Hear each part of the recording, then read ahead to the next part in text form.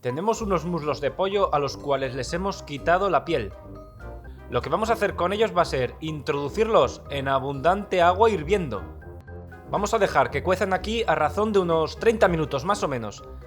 Venga, ahora en un bol vamos a poner unas patatas que estén bien cocidas, que estén troceadas y sin piel. Y con una prensa de patatas o con un simple tenedor vamos a proceder a triturar esta patata. Como en este caso la patata, cuando la cozamos, va a ser para triturarla y ya lo sabemos con antelación, la manera de cocerla correctamente, yo lo hago así. La introduzco ya pelada, troceada y con la suficiente agua, la justa agua para que la cubra y ya. Finalmente la dejo cocer bastante tiempo. Como es para triturar, que casi se deshaga durante la cocción, pues no me importa. Pero que no llegue a deshacerse, solo que esté cerca de deshacerse. Bueno, tenemos ya el pollo cocido. Han pasado ya 30 minutos de cocción y el pollo está tierno.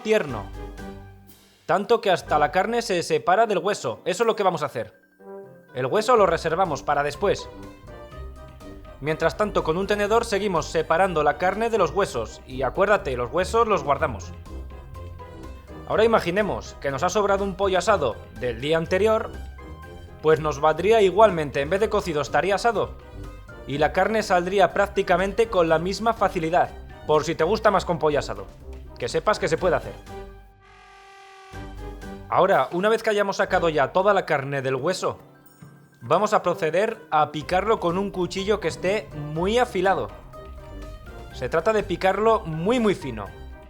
Realizar este paso es muy sencillo, no es más que darle unas cuantas pasadas con el cuchillo, tal que así. Y al cabo de unas cuantas pasadas, como el pollo está muy tierno, pues ya lo tendremos. Estará la carne muy picada. Llegados a este punto, vamos a introducir la carne en el bol donde teníamos la patata triturada. Agregamos una cucharada bien generosa de pimentón o de paprika, que puede ser dulce o picante a tu gusto. Y como medio vaso de harina de trigo. Las cantidades exactas, como siempre, las tienes al final del vídeo. La harina le va a dar consistencia a todo esto. Le vamos a agregar ahora su buena pizca de sal, que no tenía nada de nada. Y su buena pizca de pimienta negra recién molida. ¡Ay, con generosidad, que no se diga!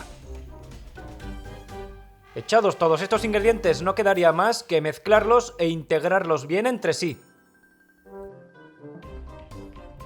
Y lo vamos a hacer con cierta alegría. ¿Y qué quiero decir con esto? Pues básicamente lo que quiero decir es que todos los ingredientes queden bien unidos entre sí.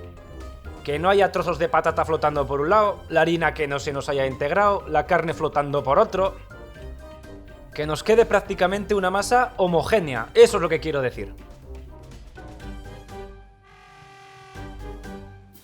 Porque una vez que la tengamos unificada, vamos a terminar de dar forma a nuestro plato y prácticamente de acabarlo.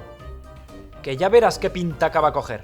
Pero de momento, cogemos una pequeña porción de la masa con las manos limpias. Y ahora es donde entran en juego los huesos que habíamos reservado del principio. Vamos a envolver el hueso con esta masa. O siendo más precisos, vamos a envolver uno de los extremos del hueso. Para ello vamos a compactarlo bien sobre el hueso, que quede bien sujeto sobre este. Y además vamos a ser generosos a la hora de echarle más aquí. Tanto es así que al final nos tienen que sobrar huesos. Y yo creo que ya estás captando la idea de lo que estoy haciendo. Lo que buscamos es emular un muslo de pollo. Pero un muslo de pollo que además contiene otros elementos, como la patata. Y además un muslo de pollo que sería gordísimo, parecería más bien un muslo de avestruz. Bueno, que vamos a pasar este muslo de, llamémosle, animal indeterminado por huevo, le hacemos rodar bien por huevo, que se impregne bien de él. Le retiramos el exceso de huevo y ahora hacemos lo propio pero por pan rallado. Igualmente lo hacemos rodar, le ponemos unos puñaditos por encima, lo que haga falta, pero que se impregne bien del pan rallado y sobre todo que no se nos deshaga. Que no debería, sobre todo si lo hemos apretado bien sobre el hueso, lo que había dicho anteriormente. Y una vez que lo hayamos pasado por el pan rallado, nuevamente al huevo con él.